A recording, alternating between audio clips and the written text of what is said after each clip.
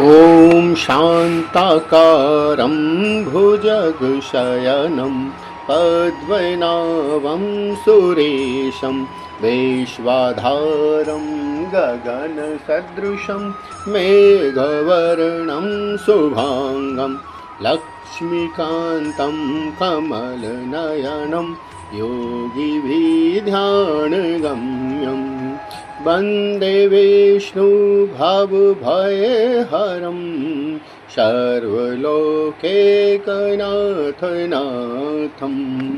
श्रीमद् भागवत कथा के महात्म्य के प्रसंग पर आज हम जानेंगे श्रीमद् भागवत कथा से किस तरह इस कलयुग में पापों को हरा जाता है और हम दुष्कर्म से बच सकते हैं और अब ईश्वर की आराधना में हमें जुड़ने का जो सबसे सरल और साधन बताया गया है वो श्रीमद् भागवत कथा है। इसमें कथावाचक, कथा व्यास और कथा मंडप का एक विशेष महत्व बताया गया है। तो वहीं श्रोताओं के लिए भी ये पिछले अध्याय में हमने सुना क्या विशेष नियम बनाए गए हैं। अब हम अग्रिम कथा में जानेंगे श्रीमद् भागवत कथा ने किस किस तरह से इस कलयुग में लोगों का उद्धार किया। सूत जी से जब ऋषि मुनियों ने कल्याणकारी तथा पवित्र करने वाले भागवत कथा के बारे में जानकारी पूछी और कहा कि हमें ऐसा कोई उपाय बताइए जिससे भगवान श्री कृष्ण की प्राप्ति हो और हमारे जीवन में मंगल और कल्याण हो, तब श्री सूत जी ने कहा, सौनक जी, तुम्हारे हृदय में भगवान के प्रति जो प्रेम है, इसलिए मैं आपसे श्रीमद् भागवत कथा के बारे में पूरा विस्तार बताता हूँ, जो जन्म मृत्यु के भय का नाश कर देता है और जो भक्ति के प्रभाव को व्यक्ति के अंदर बढ़ाता है। इसी के साथ भगवान श्री कृष्ण की प्रसन्नता का जो मुख्य कारण है वो भी बताता हूँ, वह साधन बतलाता हूँ, लेकिन आप उसे सावधान पूर्वक होकर सुने। श्री सुखदेव जी ने कलयुग में जीवों के काल रूपी सर्व के मुख का ग्रास होने का त्रास अत्याधिक नाश करने के लिए श्रीमद् भागवत शास्त्र का प्रवचन किया। मन की शुद्धि के लिए इससे बढ़कर कोई साधन भी नहीं है। जब मनुष्य के जन्म जन्मांतर का पुण्य उदय होता है तभी उसे इस भागवत शास्त्र की प्राप्ति होती है। बोलो श्री हरिनारायण भगवान की जय हो। जब सुखदेव जी ने राजा परीक्षित को ये कथा सुनाने के लिए सभा में विराजमान हुए तब देवता लोग उनके पास अमृत का कलश लेकर आए। देवता अपने काम बनाने में बड़े कुशल होते हैं, अतः यहाँ भी सबने सुखदेव जी को नमस्कार करके कहा, आप ही है अमृत लेकर बदले में हमें कथा का अमृत दान दीजिए। इस प्रकार परस्पर विनय में अदला बदली हो जाने पर राजा परीक्षित अमृत का पान करे और हम सब श्रीमद् भागवत रूप अमृत का पान करेंगे। इस संसार में कहाँ कांच, कहाँ महामूल्य मणि और कहाँ सुधा और कहाँ कथा। श्री सुखदेव जी ने यह सोचकर उस समय देवताओं की तो हंसी उड़ा दी। उन्होंने भक्ति शून्य कथा का अनाधिकारी जानकर कथा अमृत का दान नहीं किया। इस प्रकार श्रीमद् भागवत कथा देवताओं के लिए भी दुर्लभ है। पूर्व काल में श्रीमद् भागवत कथा के श्रवण से ही राजा परीक्षित की मुक्ति देखकर ब्रह्मा जी को भी बड़ा आश्चर्य हुआ। उन्होंने सत्यलोक में तराजू बांधकर सब साधनों को तोलना शुरू किया। अन्य सभी साधनों तोल में हल्के पड़ गए। अपने महत्व के कारण भागवत कथा ही, भागवत पुस्तक ही सबसे भारी रहा और यह देखकर सभी ऋषियों को बड़ा आश्चर्य भी हुआ। उन्होंने कलयुग में इस भगवत रूप भागवत शास्त्र को ही पढ़ने सुनने से तत्काल मोक्ष देने वाला निश्चय किया। सप्ताह विधि से श्रवण करने पर यह निश्चय ही भक्ति प्रदान करता है। पूर्व काल में इसे दयापरायण सनकादिक ने देवर्षि नारद को सुनाया था। यद्यपि देवर्षि ने पहले ब्रह्मा जी के मुख से श्रवण कर लिया था, तथापि सप्ताह श्रवण की विधि तो उन्होंने सनकादिक ही नहीं बताई थी। सौनक जी ने पूछा, सांसारिक प्रपंच से मुक्त विचरणशील नारद जी का सनकादिक के साथ संयोग कहाँ हुआ और विधि विधान के श्रवण में उनकी प्रीति कैसे हुई। तब सूत जी बोले, अब मैं तुम्हें वह भक्तिपूर्वक कथा सुनाता हूँ जो श्री सुखदेव जी ने मुझे अपना अनन्य शिष्य जानकर एकांत में सुनाया था। एक दिन विशालापुरी में चारों निर्मल ऋषि सत्संग के लिए आए। वहाँ उन्होंने नारद जी को देखा।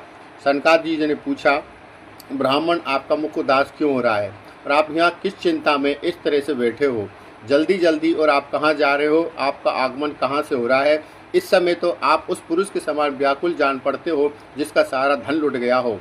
आप जैसे आसक्ति रहित पुरुषों के लिए यह तो उचित नहीं है, इसका क्या कारण है वो बताएं। इस पर श्री नारद जी ने कहा, मैं सर्वोत्तम लोक समझकर पृथ्वी पर आया था। यहाँ पुष्कर, प्रयाग, काशी, गोदावरी, नासिक, हरिद्वार, कुरुक्षेत्र, श्रीरंग, सेतुबंध आदि कई तीर्थों में इधर उधर विचरता रहा, किंतु मुझे कहीं भी मन को संतोष देने वाली शांति ही नहीं मिली। इस समय अधर्म के सहायक कलयुग ने सारी पृथ्वी को पीड़ित कर रखा है। अब यहाँ सत्य, तप, दया, दान आदि कुछ भी नजर नहीं आ रहा। बेचारे जीव केवल अपना पेट पालने में लगे हुए हैं। वे असत्यभाषी, आलसी, मंदबुद्धि, भाग्यहीन, उपद्रवग्रस्त हो गए हैं। जो साधु संत कहे जाते हैं वहाँ भी पाखंड ही नजर आ रहा है। देखने में तो ये विरक्त है, किंतु स्त्री, धन आदि सभी का परिग्रह करते हैं। घरों में स्त्रियों का राज है। साले सलाहकार बने हुए हैं। लोभ से लोग कन्या विक्रय करते हैं और स्त्री पुरों में कलश मचा रहा हुआ है। महात्माओं के आश्रम, तीर्थ और नदियों पर विधर्मियों का अधिकार है। उन दुष्टों ने बहुत से देवालय भी नष्ट कर दिए। इस समय यहाँ ना कोई योगी, ना सिद्ध, ना ज्ञानी, ना सत्कर्म करने वाला है। सारे साधन इस समय कलयुग दावानल से जलकर भस्म हो गए हैं। इस कलयुग में सभी देशवासी बाजारों में अन्न बेचने लगे हैं। ब्राह्मण लोग भी वेद अध्ययन में कम रुचि दिखाई दे रहे हैं। इस तरह कलयुग के दोष को देखता हूँ और पृथ्वी पर विचरता हुआ मैं यमुना जी के तट पर जा पहुँचा, जहाँ भगवान श्री कृष्ण की अनेक लीलाएं हो चुकी हैं। मुनिवरों, वहाँ मैंने एक बड़ा ही आश्चर्य देखा। वहाँ एक युवती स्त्री खिन्न मन से बैठी हुई है। उसके पास दो वृद्ध पुरुष अचेत अवस्था में पड़े हैं और जोर जोर से सांस ले रहे हैं, मानो उनकी अंतिम दिनों की गिनती चल रही हो। वह तरुणी उनकी सेवा करती हुई कभी उन्हें चेत कराने का प्रयत्न करती है तो कभी उनके आगे रोने लगती थी। वह अपने शरीर के रक्षक परमात्मा को दसों दिशाओं में देख रही थी। उसके चारों ओर सैकड़ों स्त्रियां उसे पंखा झुला रही थी और बार बार समझाती जाती थी। दूर से ये सब चरित्र देखकर मैं कुतूहल बस उसके पास भी चला गया और मुझे देखकर वह युवती खड़ी हो गई और बड़ी व्याकुल होकर कहने लगी। युवती ने नारद जी से कहा, अजी महात्मा जी, क्षण भर के लिए रुक जाइए और मेरी इस चिंता को नष्ट कीजिए। आपका दर्शन तो संसार के सभी पापों को नष्ट करने वाला है। आपके वचनों से मेरे दुख की भी कुछ शांति हो जाएगी। मनुष्य का जब बड़ा भाग्य होता है तभी आपके दर्शन हुआ करते हैं। तब नारद जी ने कहा, और मैंने उस स्त्री से ये भी पूछा, तुम कौन हो? ये दोनों पुरुष तुम्हारे क्या होते हैं? और ये तुम्हारे पास कमल नैनियाँ, ये जो देवियाँ खड़ी हैं, ये कौन हैं? और आपके दुख का कारण भी हमें विस्तार से बताइए। तब उस युवती ने नारद जी से कहा कि मेरा नाम भक्ति है और ये जो दो पुत्र ज्ञान और वैराग्य हैं, ये है समय के फेर से ऐसे जर्जर अवस्था में हो गए हैं। ये देवियाँ गंगा जी आदि नदियाँ हैं। ये सब मेरी सेवा करने के लिए आई हैं। इस प्रकार साक्षात देवियों के द्वारा सेवित होने पर भी मुझे सुख शांति नहीं मिल रही। तपोधन आदि ध्यान देकर मेरा वृत्तांत सुनिए और मेरी कथा वैसे तो प्रसिद्ध है, फिर भी उसे सुनकर आप मुझे शांति प्रदान करें। मैं द्रविड़ देश में उत्पन्न हुई, कर्नाटक में बढ़ी और कहीं कहीं महाराष्ट्र में सम्मानित हुई, किंतु गुजरात में मुझे बुढ़ापे ने आ घेरा। वहाँ घोर कलयुग के प्रभाव से पाखंडियों ने मुझे अंगभंग कर दिया। चिरकाल तक ये अवस्था रहने के कारण मैं अपने पुत्रों के साथ दुर्बल और निस्तेज हो गई थी।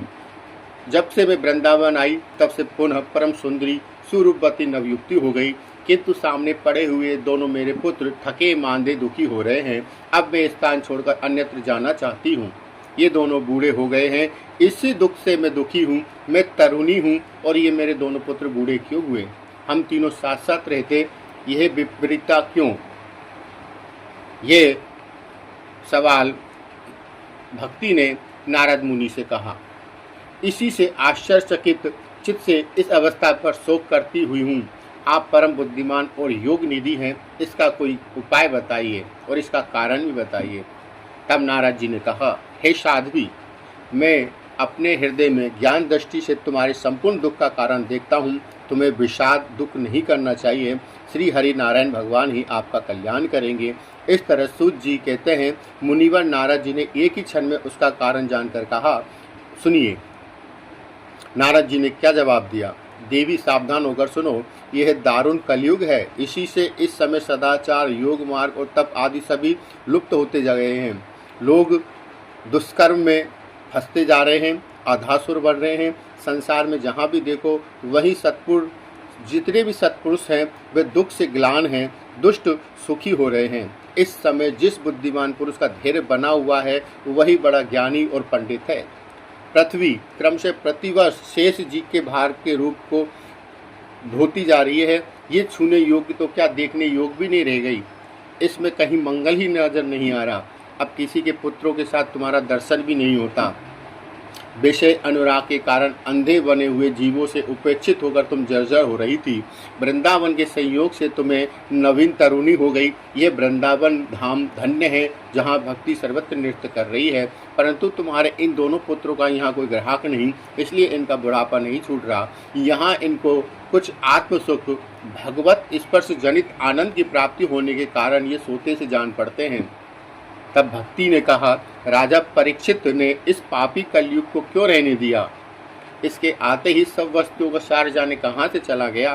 करुणा में श्री हरि से यह अधर्म कैसे देखा जाता है? मुने यह संदेह दूर कीजिए। आपके वचन से मुझे बड़ी शांति मिल रही है। इस तरह भक्ति के वचन सुनकर नारद जी ने उनसे कहा, यदि तुमने पूछा है तो प्रेम से सुनो, मैं सब बताऊंगा, तुम्हारा दुख दूर होगा। जिस दिन भगवान श्री कृष्ण इस भूलोक को छोड़कर अपने परम धाम को पधारे, उसी दिन से यहाँ संपूर्ण साधनों में बाधा डालने वाला कलयुग आ गया। दिग्विजय के समय राजा परीक्षित की दृष्टि पड़ने पर कलयुग दीन के समान उनकी शरण में गया और उससे यहाँ रहने के लिए आग्रह करने लगा। तब राजा ने यह निश्चय किया कि इसका वध तो मैं नहीं कर सकता, क्योंकि जो फल तपस्या, योग, समाधि से भी नहीं मिलता, कलयुग में वही फल श्री हरि कीर्तन से भली भांति मिल जाता है। इस प्रकार सारहीन होने पर भी उससे एक ही दृष्टि से सारयुक्त देखकर उन्हें कलयुग में उत्पन्न हुए वाले जीवों के सुख को इसे रहने दिया। इस समय लोगों के कुकर्म में प्रवृत्त होने के कारण सभी वस्तुओं का सार निकल गया है। पृथ्वी के सारे पदार्थ बीजहीन यानी भूसा के समान नजर आने लगे हैं। ब्राह्मण केवल धन आदि अन्न के लोभ में घर घर और भागवत की कथा सुनाने लगे हैं, इसलिए कथा का सार भी चला गया है। तीर्थों में नाना प्रकार के अत्यंत घोर कर्म करने वाले नास्तिक नारकी पुरुष भी रहने लगे हैं, इसलिए तीर्थों का भी प्रभाव जाता रहा। जिनका चित्त निरंतर काम, क्रोध, महान लोभ और तृष्णा से तृप्त है, वे भी तपस्या का ढोंग करने लगे हैं, इसलिए तब का भी सारा सार निकल गया। मन पर काबू न होने के कारण, लोभ, दंभ, पाखंड, आश्रय लेने के कारण शास्त्र का अभ्यास न करने वाले ध्यान योग का फल मिट गया है। पंडितों की ये दशा है कि वे अपनी स्त्रियों के साथ पशु की तरह रमन करते हैं, उनमें मात्र संतान पैदा करने की ही कुशलता पाई जाती है। मुक्ति साधन में वे सर्वथा अकुशल हैं। यह तो इस युग का स्वभाव है, इसमें किसी का दोष नहीं। ये कलयुग का ही प्रभाव बताया गया है। इसी से पुंडरीकाक्ष भगवान बहुत समीप होते हुए भी सभी को दूर नजर आ रहे हैं। तब सूत जी कहते हैं, सौनक जी, इस प्रकार देवर्षि नारद के वचन सुनकर भक्ति को बड़ा आश्चर्य हुआ और फिर उसने जो कहा उसे भी सुनिए। भक्ति ने कहा, देवर्षि नारद, आप धन्य हैं और मेरा सौभाग्य था जो आपका समागम हुआ। संसार में साधुओं का दर्शन ही समस्त सिद्धियों का परम कल्याण का कारक है। यानी साधुओं के दर्शन से ही व्यक्ति का कल्याण मार्ग संभव है।